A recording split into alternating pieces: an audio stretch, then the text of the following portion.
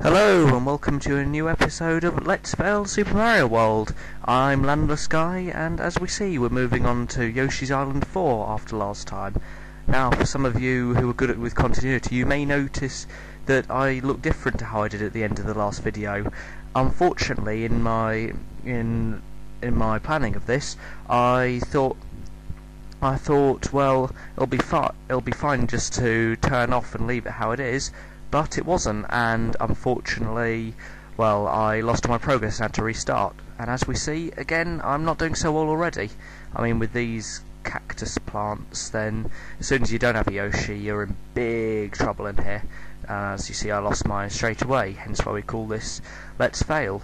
Now, I'm sorry for the delay in videos. I've been away camping this past week and only just got back, so I had this recorded already and then had to re-record it due to lag on the emulator. So, yeah, there we go. That's the way things work. And final sorry for the sound. I turned off the sound on this for a while and forgot to turn it back on when I recorded, and I wasn't prepared to record it again, so I decided to leave it how it is, and hopefully viewing should still be okay. Right, well, back to the commentary, and as we see, I've got Star Mario. When you hit anything, it immediately dies, no matter what it is. And jumping through here are half water levels. I hate these on the emulator because it's just so hard to try and press the right buttons at the right time and get everything right. But as we see, I've got through unscathed, and final part of the level, just wait for the barrier to go up, and we get it, 10 there, once again adding up to contribute to the mini-game at the end. And so that was Yoshi's Island 4, the first of our half-water levels, and now we move on to number 1, Iggy's Castle. Now the castles are at the end of sort of each set of levels, if you will. They sort of signify the end, and each castle is different, but at the end of every one there is a Koopa at the end that you have to kill, in this case Iggy Koopa, as we see climbing up on the netting.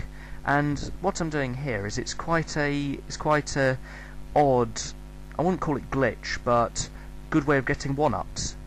For as long as you remain on the netting, and I apologise for the lag there, you will keep getting bonuses for every time you hit a climbing Koopa off the side. And if you keep doing this enough times, you will eventually start getting one-ups. So that's a good way to get one-ups if you're running low on lives. And I'm running quickly to get away from that Koopa there and kill it 8,000. And the next one, I believe, should be a one-up. So just there's my demonstration of how to gain one-ups from this. And there we go, jumping across the lava and down again. And we keep on going, getting myself another one-up there. You really want as many one-ups as you can have, because then it saves you having to redo levels if you go into game over mode, which is just annoying. And just about to go through the halfway goal. There we go. Now this is one of the first side-scrolling levels that we see, where the screen moves along, and if you don't move quick enough you will be crushed. So there we go, hiding there and running along. I hate the side scrolling on this one because it keeps pushing you into these plungers, and I've heard many people call this the plunger room, so I think we'll stick with that name. Just avoiding there, don't want to fall down the hole, and we get across and through the big red door into the final bit. And here we go, Iggy Koopa. I jump on him again, try to knock him into the lava. I try and hit him, and he falls into me because I wasn't anticipating that. And get the other fire flower, just wait for it to tilt the other way, and ready to push him into the lava, and I died. Again.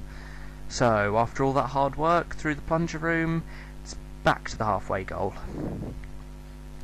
And we start again with the halfway goal, and let's see what's going on here then. Run through again. I'm small Mario now, not good position to be in, but the only position I can be in at the moment. Duck. There we go. Through there and get the flying box. Flying boxes can be notoriously hard to get, but here managed to get that one easily. Big Mario now, jump the gap. Don't run too fast, avoid the last plunger, remember it's there, try and run back into the screen, but of course it won't let me, and through the door for the second time. There we go, Iggy Cooper again, trying to learn from my previous mistakes, push him towards the edge, just let him wait there until it tilts the other way, avoid the whatever he's throwing, and there he goes. And there we have it. We have completed Yoshi's Island. Got the bonus for that. There we go, the time bonus that is. And there we have it. And now this animation loved by me here. Boom! And the castle is gone. Mario's defeated the demented Iggy Cooper in Castle Number 1 and rescued Yoshi's friend, who is still trapped in an egg. Together they now travel to Donut Land. Oh, come on, how many Yoshis could he trap in an egg? Did he just get them, line up here and I'll trap you in eggs? Oh yeah, we'll let you do that. No. In some ways it doesn't work, but hey ho, that's the world of Mario. And there we go, up into Donut Plains 1, and I save, so now hopefully for you who like continuity, should be fine. First into Donut Plains 1, and here we go, and this introduces the Flying Coopers for the first time, which can be incredibly annoying.